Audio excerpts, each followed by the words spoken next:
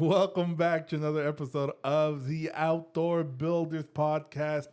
Thank you so much for taking time and joining episode, what are we at, 16, I don't 15, even know, 20? man. I just enjoy doing this every week.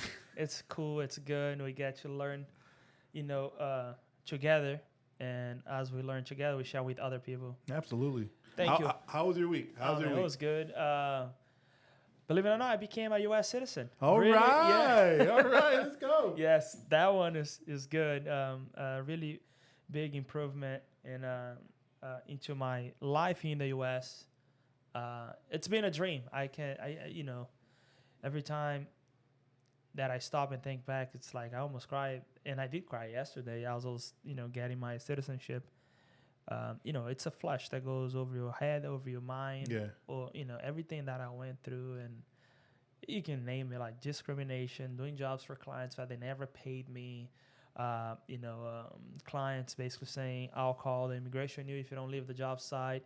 You're illegal. You don't have a license. You don't have this. And today I want to turn this episode into something that if I could help at least one person don't go through what I went through just because of lack of knowledge. Today, that'll be that episode. What do you got to do to prevent and don't fall into the net of homeowners that they're just trying to take advantage of you? Perfect. So, you described it yourself, right? Yeah. Today, we're going to be looking at contractors, subcontractors, dealing with homeowners, what our liability is as a contractor to the homeowner is. Yes. Right? So let me ask you a question, because I know a lot of people are probably wondering. This is a really good topic, and I think this is probably going to be one of the most watched videos, because we do have people out there today that they know what they need to do in order to get the job done. They know exactly how to do the job, but are they equipped enough to be protected, even if they are subcontract or if they are contract directly with the homeowner? Okay. So if I am the contractor, I get the client, and when do I know if I need to subcontract, right, or how to subcontract, right, why to subcontract? There's a lot of questions regarding this. Yes. And we get that a lot as well, right? Yes, do we do. you use subcontractors? Are you guys subcontractors? It's kind of like a general term out there that people throw out. So Bruno, if you're starting out, when do you decide, hey, I need to subcontract out this project? How do you go about doing it? And why do you go and make that decision? Good question. First thing you got to know is, who are you dealing with, right? Oh, it's just a regular homeowner. Okay, have you done all the homework of searching and making sure that the homeowner is the real homeowner? How do you do that? So today in our company, we qualify our clients, right? Mm-hmm. So whenever someone calls in, it goes back to, first person that our clients talk to is our office, and the person that's answering the phone is already qualified to qualify the client, meaning like they're gonna ask the right questions. The person's gonna go over all the steps before we can like actually set up an estimate. Are you the homeowner? Like all the the key questions needs to be asked up front. And this may sound weird to ask, right? But why do we ask if somebody is the homeowner of the project that we're showing up to? That's a good question. So imagine if you have a house that you rent, right? Mm-hmm. And then you have a contract with the renter saying you're not allowed to do any construction, not allowed to touch the house, not allowed to do none of that stuff. Even if someone is renting from you, if they want to do any upgrades or anything, they want to be aware of that. So that's the only reason why we ask, because if someone's renting a property from you and you're not the homeowner, they can basically I done this, and this is I use an example. I done jobs where the guy was like, yeah, come over, I want to fix my yard, this and that. And when I finished, the guy basically say, I'm not the homeowner. You gotta call him and he's gonna pay you. Because I was early on starting the business, we're talking about a couple $1,000, like $2,500. And the guy was like, well, you just call the homeowner, he's going to pay you. I'm a rental. I told him I was going to fix this. And then I was like, okay. Then I called the guy, I fixed your property. I never hired you. Mm. So I feel like they had something set up even before, I show up. So it's kind of like a scam that they scammed me where I clean up this guy's yard and I build a little garden for him, whatever. Yeah. Yeah. Go figure. But that's the reason why. Because sometimes if they're not a homeowner, they're hiring you to do something, they can just play that on you. And that's why you need contract. A nice, we don't call contract, you call a home improvement agreement. Home improvement agreement needs to be signed only by homeowners, not rentals, not people that's subleasing or none of that, right? If the homeowner gives you a authorization letter allowing you to do the job with how they want to do it, the rentals, then that's a different story. But whoever is the homeowner needs to be the original person inside the home improvement agreement. So that's why. Okay. Yeah. Perfect. Because you're saying verify the homeowner, and a lot of people probably thinking, what do you mean? Like background check? Yeah. No, we're not doing background check. Why? But why? Why? Yeah, Even 'cause why of that, verify yeah. if there's a homeowner? It's because it hits you in the back if you don't do the right thing, if you don't do the right homework, the right search, and make sure that person is the one in charge of that property, right? So now, once a homeowner calls you and they want to do an improvement, how do you determine, right? I think that's what you asked me. Correct. How do you determine, do I subcontract this out? Yeah. Or do I not sub this out? Yeah. Like, and if you do decide to subcontract this out, how and why would you decide that? Yeah. So homeowners, by law, they are authorized to build their own project. Meaning, if you have your house, you can go to the city and pull a permit yourself and hire whoever you want to hire to do the job for you. Now, the person you're hiring, they don't necessarily need to be a contract. They can be some guys from a handyman guys, right? Whatever. But you got to make sure they're licensed. You got to make sure they have their paperwork or handyman license or whatever type of license to protect you as a homeowner. The reason why is if that person gets hurt inside your property, that goes on your house insurance. Like that's on you. Someone dies, God forbid, like that's on you. Like you got to make sure that whoever you're bringing into your property that you hire to help you with any side work, if they get hurt anyhow, they can be legal, they can be illegal, they can be like anybody. You're on the hook for that. So make sure if you're a homeowner, don't hire people without a license. The first reason why is to protect yourself, and the second reason is to make sure that whoever you're hiring knows what they're doing, right? So those are the two steps that you got to make sure. Now, once the homeowner hire a company like us, and we show up there, a few things that comes in place, and this is really important for everyone to understand is, first, are you licensed? Like, are the homeowner hiring someone that's licensed? Yes, I'm licensed. Good. All right, cool. That's the first step for the homeowner. What's the first step for the contract? Is my category of license will allow me to do the type of work that this guy is asking me? For example, a lot of landscapers tend to do some electrical work. If you're not, if you don't have a license for that, you can't be doing that. You need to subcontract someone that has a specific electrical license. Now, you can tell the homeowner, listen, I don't mind working with another contract on this job site. I am a C27, just landscape. And you can hire an electrical or plumbing guy to come and do this, but I'm going to give you a price just for that. So even if the homeowner say, no, it's okay, no problem, just go ahead and do it. If anything goes wrong, guess what's going to happen? That homeowner is not going to go to you and be like, yeah, whatever, it happened, but it's okay, I'll pay somebody else. You gave it your best shot. You tried. Good job. No. Yeah. They would just come to you and kind of like, I want this fixed. Yeah. And then they'll file a license complaint, and that's when everything goes wrong. Why? Because the minute that they file to SLB, and any homeowner can do that, like a complaint under your license, that's how I lost my first license, and I'll share one day why. The homeowner can just say, file complaint, and then the state will send an inspector to look at the whole thing. The first thing they're going to ask you for is, where is your home improvement agreement? And then they're going to read through it. All right, based on the home improvement agreement, I don't see any electrical work. Why you end up doing electrical work for them? Or maybe they'll see it. There's electrical he included that you're charging him $3,000 to do it. Why are you doing that? You will see 27. You're not allowed to touch an electrical. So that is a citation on you right there, right? So that can go so wrong in many, many ways just by looking at the contract. And they're going to look, what's the way you pay this guy? Well, your home improvement says that first payment was 50%. Well, based on California state law, you cannot charge anything greater than 10% or $1,000, whichever is less. Wow. Meaning, if you have a contract that's $11,000, if you got a 10% deposit, you're still getting only $1,000. You're not getting $1,100. Why? Because it cannot be greater than 10% or $1,000, whichever is less, right? So $100,000 job, you can only take $1,000 as a deposit. And you could be fined for that.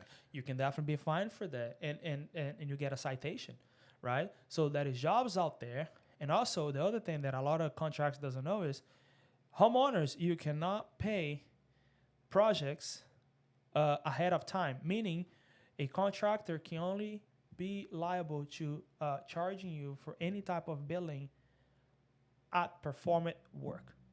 So in other words, if the job is not done, basically, like say, we're going to start the demo today. Great. You get paid after the demo is done. You don't get paid up front before you do the demo.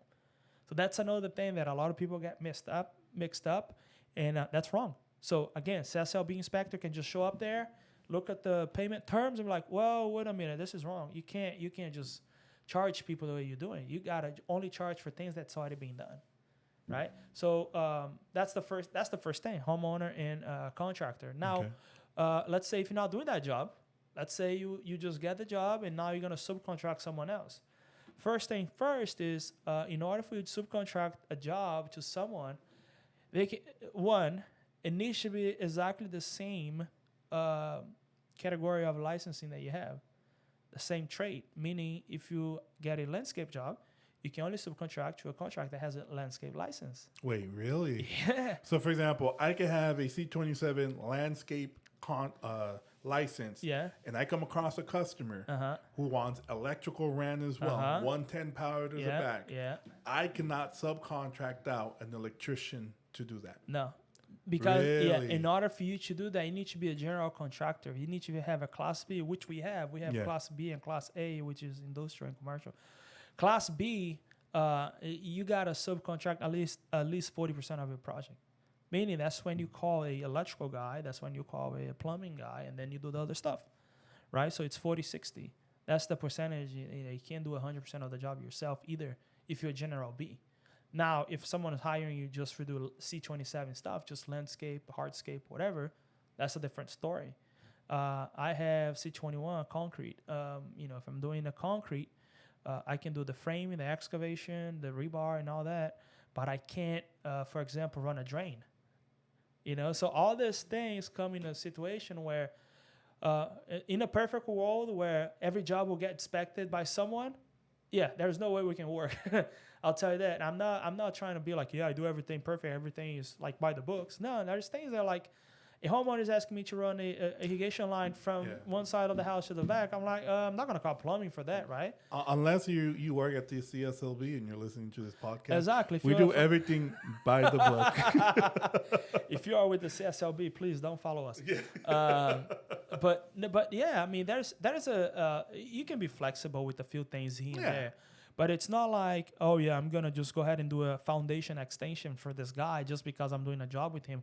Well, do you get a permit for that? Had you, submitted plans and drawings to the city? Like, have you put a permit for what are you doing? Yeah. Oh, no, I'm not. Then that doesn't make sense, right? Landscape or gardening work, all this like easy, soft things to do, that's a different story. Now, when you remodeling a house or change your original structure from a house, that's a whole different world. And you do need to have plans. You do need to have engineer. Everything needs to be by the books. And then you have inspection on each phase of the project. That's a different story. But we're talking about the outdoor living spaces, right? When we're doing a pool, like I need a plumbing and electrical to run gas to the pool heater and the water to the pool main source. Into the pool, and you need those type of license to have. So how are we able to get a pool to do a pool job? It's because we have a general B, so we get the whole project, and then we subcontract those pieces out to those people. So, if I'm starting out, how would you recommend, for example, when you first started, Bruno? Yeah. Do you recall when you your first job that you subbed out? Why did you subcontract out that project? So it gets to a point where you got to scale up, right? And then I remember going to Sacramento to do a $1,500 job, $2,000 job, like a one-day deal. And those were like back in the day is money for me, right? Because I'm like turning a job around and making $1,000 a day. Wow, that's cool money. You do that for 30 days, you're doing a 30 grand salary a month. Yeah. Right. So it's like, yeah, I'll be done for this. Yeah. And it got to a point where it's kind of like people start requiring more and more of me, more and more of my company. And that's when I need to scale up. So when I subcontract, when I had to scale up, and then it started kind of like, okay, my minimum is 5,000. And then people call me for like little things. I don't mind paying 5,000 for that. I know who you are and I know your company. I'm great. So I'm booking people for $5,000. I'm subcontract that out to $1,000, $1,500 for other people to go ahead and do it, right? I would just call people, hey, how much you want for this? $1,000, $1,500, whatever. Right, go ahead and do it, and then I was paying them for that. So you subcontract when you have a high demand of yourself, of your company, that you have a lot of people requiring more and more of you. First, you raise up your price. If people are still coming after you and like my price is raised, well, I'm gonna subcontract this. So I got to a point where I have sold 20, 30 plus jobs. Some are off 2018, 2019, I think, and I didn't have enough manpower to do it all. So and to avoid customers waiting 6 months, 5 months to and believe it or start, not, right? there was some people that was like, I don't mind waiting, I want you. Even though I told them, these people work with me, I'm going to subcontract to them and I know them, they help me all the time. Some people said, I understand that, but I don't mind waiting. Like, I want you to do my job. And that's when I have to subcontract, man. And then now we're talking 10 grand here, 20 grand there, 50K here, 25K there. And then you doing a math on a, 50-50, 60-40, sometimes on just getting the job and subcontract somebody else. So you need to know how to scale up. You need to know how to really subcontract. You know the time, because you're going to get so slammed busy with your projects that you're not going to even have time to breathe. Like, oh, I got to delegate some of this stuff. I got to subcontract some of this stuff. And of course, your profit margin drops big time, but it's like you're able to do multiple jobs instead of doing one job at a time. So what are some of the pros and cons of subcontracting out a project? That's a good question. Don't you think, I'll ask you this. If I can come up to you and tell you I'll be able to finish this job within 3 weeks, right? And then by the time of the third week, you look at me like, you're not even halfway done, bro. You told me 3 weeks, what's going to happen? You're going to get mad, right? Yeah. So it's like, it's not pleasing to you. It's not something that's going to make you happy and make you like attractive to the company. Now, if I go to a guy, a company and tell them, listen, this job needs to be done within 2 to 3 weeks. And they're there and they finish within a week and a half or two. Then it's like, oh yeah, you guys are legit. You guys told me it's going to be done and you did. So pros of subcontracting a job is you don't need to mainly be 100% focused in just one job. You can be focused on a bunch of jobs, knowing that you have someone that's taking care of that job for you, and that person is in charge of everything. And you're not going there and asking your guys, how's everything? Where is this? Where's the product? You're asking just a company that you hired to do that job. This job needs to be done by this time, and I don't care what you do. It needs to be done by then. Figure it out. Figure it out. If you're pro and you want jobs and you're like calling yourself a subcontract that I'm willing to do whatever just to make my name, that's how you start. That's like by proving to bigger companies that you can do it and then just deliver it, Under promise, over deliver all the time. That's the best way for you to grow your business. That's the solution for you to grow your business. Under promise, over deliver. Instead of over promising, under delivering, right? And that's what I try to do. So that's exactly how I tell my clients, this job would take 3 weeks, and I'll tell my guys it needs to be done with a week and a half or two. Why? Because, over the years, the experience and everything that I know. So that's a good thing of looking at it. What's the bad thing of looking at this? If that guy thinks that he's too good, like he thinks he's like Steph Curry, I can do whatever, Yeah. And then they get not only our job, but they get jobs from 2-3 other companies. And now that guy become us in a way where like we're trying to run a bunch of jobs, but then they don't have enough manpower, and that make us look bad. So you got to know who you're hiring to help you with those projects. Yeah, and that was my next question. Like, how do you decide who to hire, right? Because at that point, you're hiring a company yourself. Yeah. Who do you decide, hey, who do I trust? Who's going to actually not, throw dirt on my company's name? That's good. Usually, the people that we hire is someone that was recommended by someone, right? And how do we know if that person's legit? We always ask, hey, you send me some pictures of your job, whatever, web page, Instagram, whatever. We look at it, and then the other question that we ask them is always that, how do you think that you can help our business? Oh, because I know how to do this, I know how to do that, and whatever, right? We give them a small job. We don't just go ahead and give them the filet mignon up front. We give them a like... You give them the chicken thigh? Yeah. Try this chicken thigh first. Let's see what you can do, right? And then that person's usually going to show us what they can do.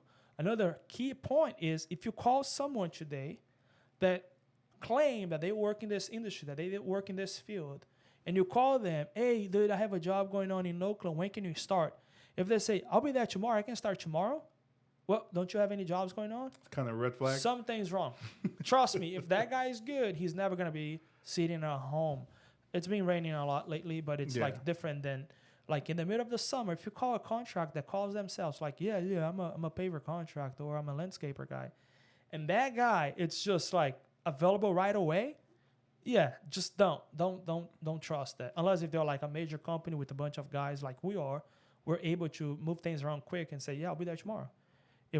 If it is something that's gonna help us win that client, we'll do anything to like make sure they were happy and they were like excited about the job. Because we have the resources to move teams around and pull from here and add from there and stuff like that.